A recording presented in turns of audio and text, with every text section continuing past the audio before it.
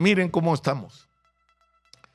Y el problema es que no tenemos respuesta. Y Oscar Saravia, que es un hombre que es una persona que conoce muchísimo de contrataciones del Estado y que es una persona correcta y decente y que es muy crítico de cómo la corrupción lo está corroyendo todo en el Perú, se le ocurrió una idea que a mí me pareció original.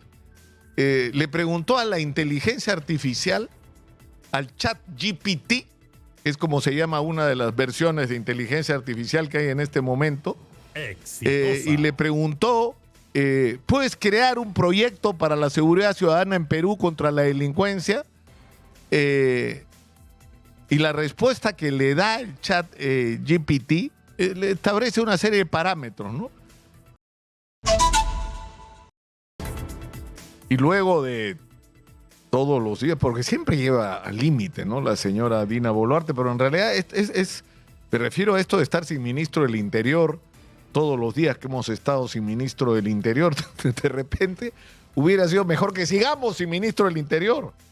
¿Por qué? Porque nos han puesto al ministro, al general en retiro Julio Díaz, que ni siquiera había terminado de publicarse su nombramiento. Ya se sabe que el señor tiene 2 investigaciones por presunta corrupción en la adquisición de mascarillas durante la pandemia, que tiene denuncias por no cumplir sus obligaciones familiares, y que por ahí tiene su cereza, ¿no? Publicó un libro premiado o algo así por el IDL, es decir, por el otro extremo, ¿no? En fin, que ha pasado además por varios partidos, el Morado, y que al final es de APP o asociado a César Acuña, ¿no? Exitosa. Y eso es lo que explica todo, explica por qué está ahí. Y explica por qué estamos tan mal. Porque las decisiones, las asignaciones de responsabilidades no están relacionadas con la calificación para el desarrollo de la función. El general Díaz ha sido viceministro y está directamente asociado al fracaso de la gestión de Santibáñez que hemos vivido. Porque no es la persona de Juan José Santibáñez lo que ha fallado. Ha sido el gobierno y quienes han sido parte de la política de seguridad hasta ahora, que ha sido una cadena de improvisaciones, una tras otra, de respuestas desordenadas, de acciones efectistas, de patinadas escandalosas, convirtiendo en criminales a gente que no lo era, en terroristas a gente que ya no tenía nada que ver con Sendero, forzando a la policía a dar información sobre sus investigaciones, que en algunos casos la información resultaba falsa porque era prematura. La investigación estaba en la fase preliminar, recién se estaba viendo quién era quién, y ya querían que presenten gente, y en otros casos, que es un error muy grave para la investigación criminal, el proporcionar información de una investigación que no ha terminado. Y cuando lo que estamos buscando no son a quienes ejecutan los balazos, sino a quienes son los jefes de esos ejecutores. Como se hizo con Sendero Luminoso. ¿Por qué creen que tuvo éxito la lucha contra Sendero Luminoso? Porque el objetivo todo el tiempo era llegar a la cabeza. Y porque no se perdía el tiempo haciendo shows, presentando los éxitos parciales, sobre todo cuando ni siquiera lo eran. Exitosa. Entonces nos están poniendo de ministro a un señor que ha sido parte y corresponsable del fracaso de la gestión del Ministerio del Interior, y que está ahí porque está con Acuña, pues, porque se siguen repartiendo los puestos y porque de eso no se trata. Es decir, no damos más con la crisis de inseguridad y siguen con lo mismo. Ahora, alguna gente dice: no, pero nadie calificado capaz quiere hacerse cargo porque no da confianza el gobierno de la señora. Entonces que se vaya la señora y que abra la oportunidad de hacer un gobierno que corresponda a las circunstancias, que se haga en el Perú un gobierno de transición dirigido por alguien que nos dé, es decir, la tranquilidad de que no va a haber manipulación para las elecciones, de que se va a tomar en serio el tema de la seguridad poniendo a alguien capaz de comprarse un pleito que va a ser duro, porque esto es una guerra y hay que tener la mano muy fuerte y muy firme para enfrentar lo que hay que hacer.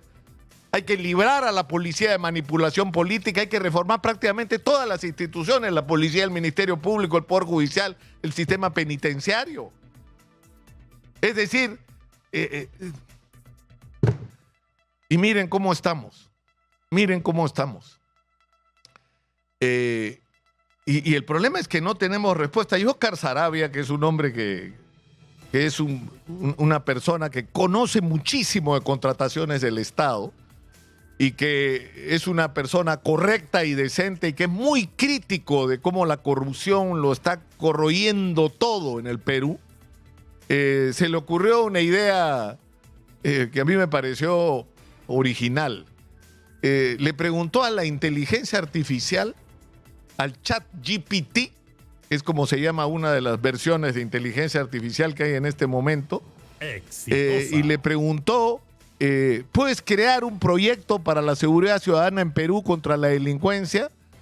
Y la respuesta que le da el ChatGPT le establece una serie de parámetros, ¿no?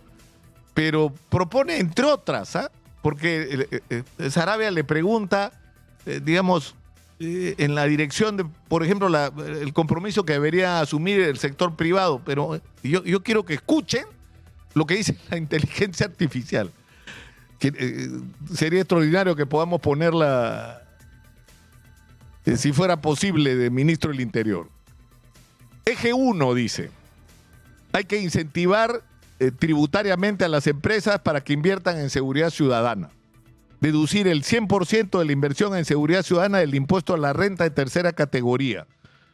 A quienes instalen cámaras de biovigilancia conectados a la policía o a Serenajo, a quienes adquieran motocicletas patrulleras u otros medios de patrullaje urbano para que sirvan en las municipalidades o en la policía, a quienes contraten servicios de vigilancia privada que cooperen con las autoridades y a quienes implementen proyectos tecnológicos de alerta temprana o inteligencia artificial que sirva, por supuesto, a la seguridad ciudadana. Las inversiones deben ser registradas y validadas por el Ministerio del Interior y la SUNAT y se les entregará un certificado de inversión en seguridad. En segundo lugar, el segundo eje que propone, esto es la inteligencia artificial, Óscar Saravia le ha preguntado al ChatGPT, dime qué hacemos. Y el ChatGPT le ha contestado. Primera respuesta, involucra a la empresa privada, ofréceles beneficios tributarios para que se compren el pleito y metan billete para ayudar a enfrentar la crisis de inseguridad. Lo segundo, la delación premiada y la reducción de penas. Esto traducido a lo que nosotros hemos vivido fue la ley del arrepentimiento durante la lucha contra el terrorismo y la colaboración eficaz hoy en la lucha contra la corrupción. Y lo que dice es que debe haber un programa nacional de amnistía parcial o reducción de penas para mandos medios de las organizaciones criminales que colaboren con la justicia entregando información clave o que ayuden a la captura de los cabecillas y que los beneficios que pueden tener pueden incluir hasta un 50% de la reducción de las penas dependiendo de la calidad de la información que aporte, una protección especial para ellos y sus familias e incluso recompensas económicas. Si tú eres de la organización del monstruo y estás dispuesto a colaborar, te vamos a ayudar y nadie se va a enterar que lo has hecho. Nadie se va a enterar, no va a haber show para eso. Lo que vamos a lograr es capturar al monstruo. Implementación legal, hay que hacer una ley en este sentido y hay que supervisar todo esto a través de la Fiscalía del Crimen Organizado del Poder Judicial. Escuchen, miren las pérdidas de tiempo que estamos teniendo. El ChatGPT nos está diciendo qué deberíamos hacer, aunque ante la falta de ideas y del cerebro de quienes conducen el país. De ahí propone asociaciones públicas privadas, ¿saben para qué? Para crear mega penales industriales. Dice que tiene que hacerse convenios entre el Estado y las empresas privadas con empresas extranjeras especializadas en infraestructura penitenciaria para construir mega penales industriales de alta capacidad y seguridad, y que estos deben estar ubicados en zonas estratégicas del país con bajo riesgo urbano. Es decir, no puedes poner los penales al lado de las ciudades. Tienen que estar lejos para tener el control total y absoluto sobre ellos. Y que el enfoque tiene que ser que tú entras a la cárcel Y el trabajo es obligatorio, no que yo veo si trabajo. No, no, no. Es obligatorio que todos los internos que lleguen a un penal tengan que trabajar, primero, para pagar su mantención como presos y segundo, para ayudar a sus familias, que al final y en la mayor parte de los casos no tienen ninguna responsabilidad sobre el acto de estos criminales. Inversión privada, es decir, ¿a qué quiero llegar? Es que no es falta de ideas, no es falta de propuestas. Y esto, es decir, ¿de dónde creen ustedes que la inteligencia artificial saca la información que nos provee y que lo que hace es organizarla, articularla y convertirla en un insumo útil para la toma de decisiones? De la propia información que proporcionamos los seres humanos, de las investigaciones y trabajos que se han publicado, del Plan Mariano Santos, de lo que hizo el general Félix Moreno en asociación con una fundación alemana que hizo un estudio concienzudo, serio, dice un bodoque así, sobre la crisis de la policía y que tiene que ver con la crisis de la sociedad y todo lo que hay que resolver, de todo lo que se ha escrito y dicho sobre el tema de inseguridad, y lo traducen en propuestas. Pero el problema es que si nosotros no estamos sintonizados con esto, si no partimos a entender, como hablábamos el día de ayer, de que para derrotar a Sendero tuvimos que entender qué diablos era Sendero, cómo funcionaban sus cabezas, cómo estaban articulados, cómo se relacionaban entre ellos, incluso cuáles eran las historias familiares de sus líderes y cuáles eran sus conexiones. Eso mismo tenemos que hacer con los criminales y sus organizaciones hoy. Y estamos en un punto en, a ver, de Tim Marín, ¿a quién le toca? ¿A Fuerza Popular? No, Keiko no quiere tomar distancia. Y ya pues, Acuña, juégate con un ministro. O sea, así estamos. Así estamos. Lamentablemente.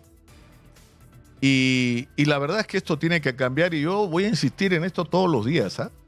Ya se acabó el tiempo del lloriqueo. Lo que estamos viviendo es culpa nuestra. Es culpa de que nosotros permitamos que los ineptos, los corruptos, los incapaces, los oportunistas tengan el control de las decisiones en el Perú. Y eso se tiene que acabar. Y eso no se va a acabar si la gente decente como usted, señora y señor, no se compra el pleito. No se compra el pleito. Y hay que comprarse el pleito desde donde esté, como sea, pero tiene que comprarse el pleito.